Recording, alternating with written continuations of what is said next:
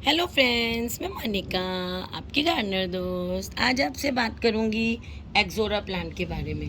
लेकिन ये जो आप देख रहे हैं ये एक्सोरा प्लांट नहीं है। ये जो प्लांट है ये रसेलिया है। देखिए रसेलिया के फ्लावर्स कितने खूबसूरत, रंग बहुत प्यारा है इनका, छोटे छोटे फ्लावर्स का। और मेरा पौधा छोटा है इसलिए ये देखिए थोड़े कम है।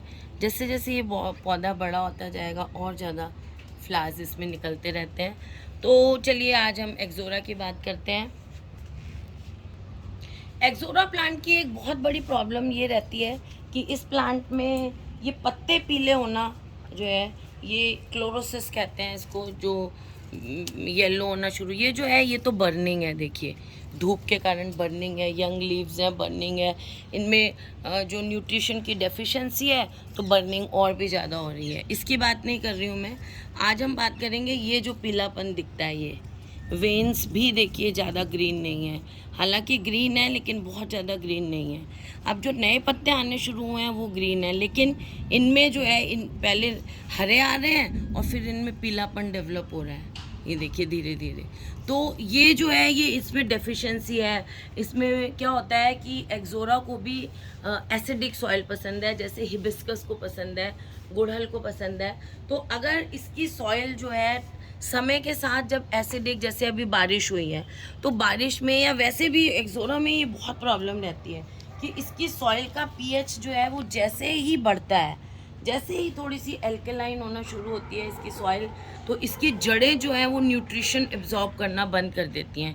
तो इसमें मैंगनीज और आयरन की बहुत कमी हो जाती है और नाइट्रोजन की भी कमी हो जाती है, वो एब्जॉर्ब करना बंद कर देती हैं। तो मैं तो इसको मोटा मोटा मैग्नीज और आयरन या नाइट्रोजन की कमी से ज़्यादा बहुत डिटेल में नहीं जाके, जैसे हम लोग होम गार्डनर्स हैं तो बात ये करूँगी कि माइक्रो न्यूट्रिएंट की कमी हो जाती है। जो ट्रेस एलिमेंट्स हैं जो बहुत छोटे अमाउंट में प्लांट को चाहिए होते हैं वो मिलने इसमें बंद हो जाते हैं। और लेकिन मिट्टी में चाहे न्यूट्रिशन हो, आप कहोगे हमने तो बहुत खाद दी हुई है अपनी मिट्टी को। खाद आपने दी हुई होगी, उसमें न्यूट्रिशन है मिट्टी में, लेकिन पौधा उस न्यूट्रिशन को एब्जॉर्ब नहीं कर रहा, क्योंकि उसकी जड़ों को न्यूट्रिशन एब्जॉर्ब करने के लिए मीडियम जो चाहिए होता है वो एसिडिक मीडियम।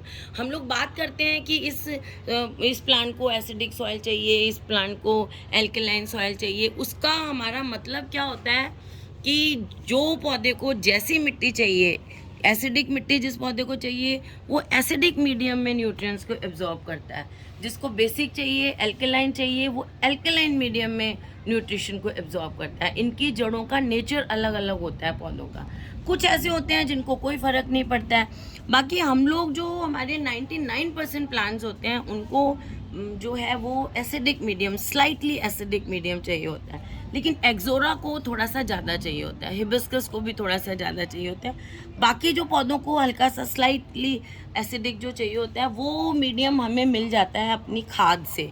जो हम 6 महीने में एक बार जो खाद डालते हैं, वर्मी कंपोस्ट हो या गोबर की खाद हो, उससे वो एसिडिक मीडियम मेंटेन हो जाता है। लेकिन इन प्लांट्स को, कुछ प्लांट्स हैं उनको ज़्यादा थोड़ी सी एसिडिक चाहिए होती है, तो उसके लिए हमें ये बता देता है पौधा कि अब आपकी मिट्टी एसिडिक है और अब मैं पीले पत्ते दे रहा हूँ और मेरे को न्यूट्रिशन नहीं मिल रहा है। मतलब एसिडिक नहीं है, मतलब एल्कलाइन है। एसिडिक नहीं है आपकी सॉइल, है ना, और एल्कलाइन हो गई है और अब मुझे न्यूट्रिशन मिलना बंद हो गया है, मेरी जड़ों ने न्यूट्रिशन लेना बंद कर दिया है। तो अब हमें क्या करना है, अब हमें उस चीज़ का ट्रीटमेंट करना है। दूसरा एक रीज़न ये भी हो सकता है कि कई बार एफिड्स के कारण या स्पाइडर माइट्स के कारण भी आपके पौधे की पत्तियां पीली पड़नी शुरू हो जाती हैं। लेकिन यहाँ हमें कोई एफिड्स वगैरह दिख नहीं रहे हैं, देखिए दिख नहीं रहे हैं, ना कोई स्पाइडर माइट्स दिख रहे हैं, एफिड्स वगैरह यहाँ दिखते हैं। अब पत्तियाँ ग्रीन आ रही हैं, धीरे धीरे येलो हो रही हैं। तो मेरे हिसाब से इसमें नाइट्रोजन डेफिशिएंसी तो नहीं है, इसमें मैग्नीज और आयरन वगैरह की, मतलब माइक्रो न्यूट्रिएंट्स की कमी हो रही है, इसलिए हमारा पौधा ऐसे पीले पीले पत्ते हमें दिखा के परेशान कर रहा है। तो इसके लिए सबसे पहले हम क्या करेंगे, इसकी मिट्टी को हमने लूज़ कर लिया, ठीक है। अब इसके साइड में यहाँ पर इस मिट्टी को ऐसे इकट्ठा कर दिया, ये देखिए ऐसे, ये इसका जो तना है उसके पास हमने ये मिट्टी को इकट्ठा कर दिया, ठीक है।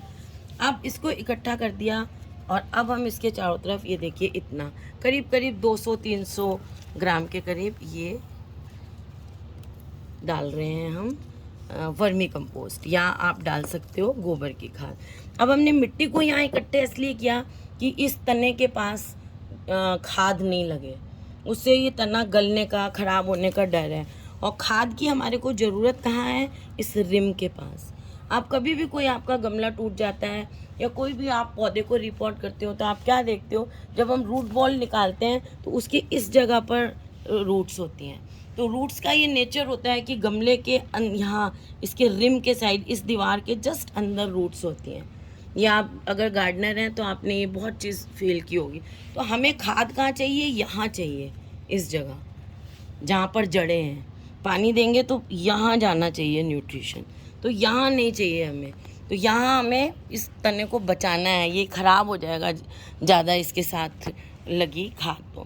तो पहले तो हमने ये खाद दे दी, ये खाद भी मीडियम को एसिडिक करेगी। अब दूसरी चीज़ क्या है? 2 चीज़ें कर सकते हैं हम मीडियम को। अब ये खाद देखिए, देख के मैंने इतनी दे दी है, करीब करीब सफिशिएंट है जितनी मैंने दे दी है, ऐसे पूरे रिम में आपने दे दी। अब आप एक काम और कर सकते हैं कि ये जो हमने खाद दे दी है इसके ऊपर एक पतली सी लेयर मिट्टी की और डाल सकते हैं। वो मिट्टी की लेयर, उससे पहले हम इस मिट्टी को एसिडिक करने के लिए एक काम करते हैं कि ये जो हमारे पास फिटकरी होती है, फिटकरी को आप मिक्सी में पीस लें और उसका ही ऐसे करीब करीब 2 चम्मच लेने हैं, छोटे चम्मच 2, या बड़ा जो आप लेते हैं वो 1 चम्मच, ऐसे इसमें ऐसे मिला दें। तो एक तो हमारी इस खाद ने एसिडिक मीडियम क्रिएट कर दिया, दूसरा हमने इसमें फिटकरी डाल दी। एक काम और किया जा सकता है कि ये देखिए, ये डाल दिया, ये है मेरे पास एप्पल साइडर विनेगर। इस एप्पल साइडर विनेगर को ऐसे ऐसे आप पानी में डालें, करीब करीब 2 चम्मच बड़े के करीब मैंने इसमें डाल दिया है। अब मैं दोनों ट्रीटमेंट कर देती हूँ, आप लोगों को मुझे दिखाना भी है और ये जो है वो लिमिटेड हो जाएगा, मतलब मेरे हिसाब से ये दोनों भी डालूँगी तो सही रहेगा, मेरा अंदाज़ा ये कहता है। अगर मैं फिटकरी थोड़ी सी और ज़्यादा डालती तो फिर मैं नहीं डाल, लेकिन आपको बता रही हूँ ये दोनों करने हैं, आपको कोई एक ट्रीटमेंट करना है, मैं डेमोन्स्ट्रेशन के लिए बता रही हूँ। ऐसे फिटकरी मिक्स कर दिया आपने इसके अंदर।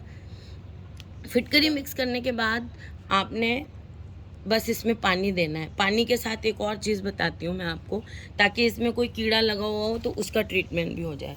और अगर आपके पास फिटकरी नहीं है तो आप ऐसे पानी में ऐसे सिरका डाल लेंगे, ये वाला सफ़ेद सिरका, या तो एप्पल साइडर विनेगर, ये ऑर्गेनिक होता है, या फिर वाइट सिंथेटिक जो सिरका आता है वो भी डाल सकते हैं। तो वो एसिड होता है, एसिटिक एसिड होता है सिरका जो होता है। तो वो एसिटिक एसिड जो होता है वो माइल्ड एसिड होता है और वो ऑर्गेनिक एसिड होता है, और वो आपके जो मिट्टी को एसिडिक करता है। तो बड़ा क्विक रिजल्ट मिलता है, पौधे जो हैं वो फिटकरी से भी क्विक रिजल्ट मिलता है। अगर फिटकरी नहीं है तो आप सिरका डाल सकते हैं, आपको किसी भी दुकान पे आसानी से मिल जाएगा।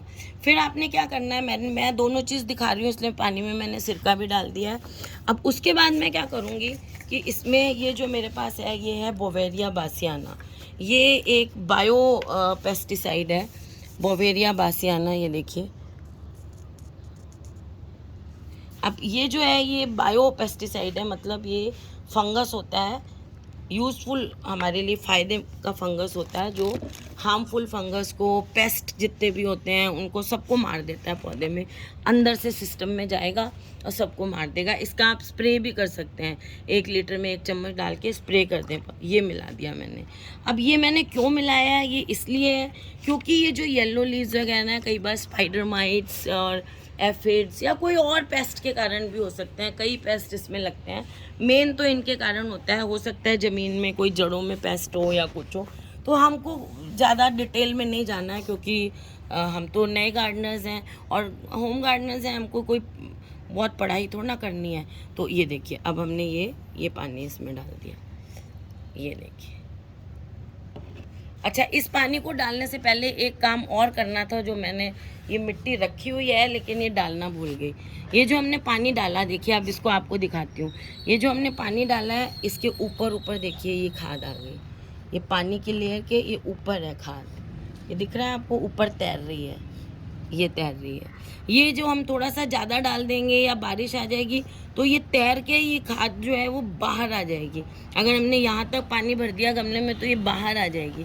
इस चीज़ को रोकने के लिए हमें क्या करना है, ये जो मैंने पानी दे दिया ना फटाफट, इस पानी को देने से पहले ये मैंने मिट्टी रखी हुई थी।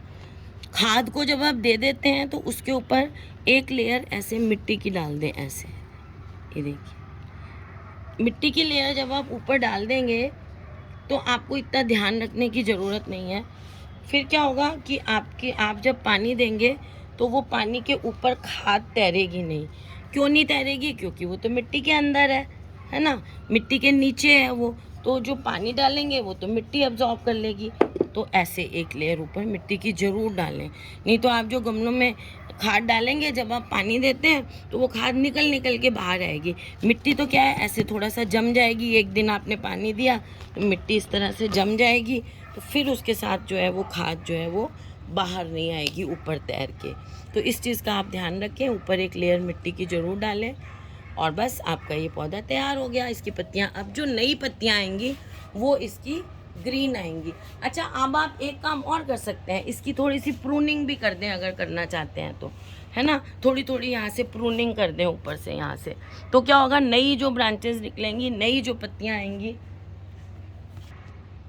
ये देखिए, इसकी अब ना हम ऐसे थोड़ी थोड़ी प्रूनिंग भी कर देते हैं। तो प्रूनिंग करने से क्या होगा कि ये जो नई पत्तियाँ आएंगी, नई ब्रांचेज आएंगी। अब जो मौसम आ रहा है ना, वो आ रहा है कि ये जो प्लांट्स में अच्छी अच्छी सी नई नई ब्रांचेज आएंगी। बारिश एंजॉय करी हुई है इन्होंने, और अभी हमने इसमें वो देना है, खाद देनी है। अब सितंबर आ गया ना, अब मैं शुरू करूँगी अपने सारे पौधों में खाद देना शुरू कर दूँगी। अब मैं इनके ये पीले पीले सारे हटा देती हूँ। अब क्या होगा कि खाद हमने दी हुई है ना, मीडियम हमने सही कर दिया अपनी मिट्टी का। तो अब जो हमारी नई आएंगी पत्तियाँ, वो कैसी आएंगी, वो ग्रीन आएंगी। तो बस उन्हीं का इंतज़ार करना है, नई ब्रांचेज आए, क्योंकि एक बार जो पत्ती पीली हो गई ना, वो पत्ती जो है वो दोबारा ग्रीन नहीं होगी। हमने ट्रीटमेंट कर दिया तो वो ग्रीन हो जाए, वो ग्रीन नहीं होगी। अब जो, अगर आप ये नहीं भी काटते हैं ना, तो भी जो नई पत्तियाँ आएंगी वो ग्रीन आपकी, येलो नहीं आएंगी, वो पत्तियाँ आपकी ग्रीन आएंगी। देखिए, मैं इसलिए काट रही हूँ, नई ब्रांचेज आएंगी, नई ब्रांचेस पे फिर फ्लावर्स लगेंगे। ये देखिए, अभी हम इसकी पत्तियों का इलाज कर रहे हैं, फिर जब पत्तियाँ ठीक हो जाएंगी फिर हम इसमें खाद डालेंगे कि इसमें फ्लावर्स आएँ, है ना। फ्लावर्स के लिए हम और बूस्ट करने के लिए खाद डालेंगे, फिर उसकी बात करेंगे। तो फ्रेंड्स, अगर आपको ये वीडियो अच्छा लगा हो तो इसे लाइक करिएगा, शेयर करिएगा और मेरे चैनल को सब्सक्राइब करिएगा। Okay friends, bye.